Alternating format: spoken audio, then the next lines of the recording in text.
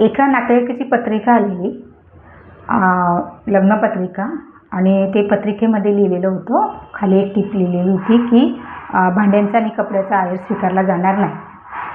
ठीक आहे, मग पैशांचा आयर स्वीकारला जाईल असंच येतं ना थोडक्यात. म्हणजे तुम्ही समोरून लिहू शकले नाही की पैसे आणा, पैशांचा आयर स्वीकारला जाईल, हे लिहू शकले नाही, म्हणून त्यांनी असा घास खाल्ला की भांड्यांचा आणि कपड्यांचा आयर स्वीकारला जाणार नाही. मग आता मला तुम्ही एक गोष्ट सांगा, 100 रुपये हल्ली लहान पोराच्या हातात दिलं तरी तो फेकून घेणार नाही.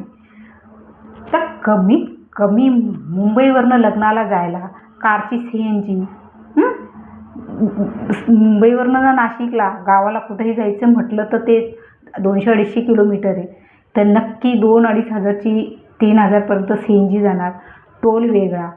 ते लग्न आमच्या मुंबईकरांना किती महागात पडतं? 4,000 ते 5,000 रुपये पाहिजे, कारण रस्त्यात जेवणं, चहा पाणी, पाण्याच्या बॉटल बिटल, वन डे. मग ते आम्हाला काय देणार? 40 रुपयाची साडी देणार.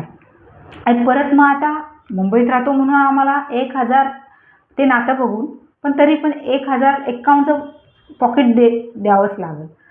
तर मग हे एवढं सर नाही केलं, मग नाहीच गेलं तर मग त्यांना राग येणार, बोलणार तुम्हाला गर्व आहे वगैरे वगैरे हे.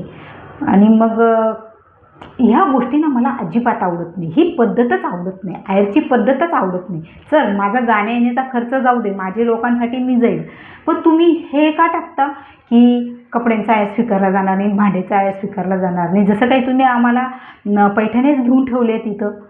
असले लोक करतात. तर ह्या गोष्टींना बंद व्हायला पाहिजे, मला अजिबात नाही आवडत.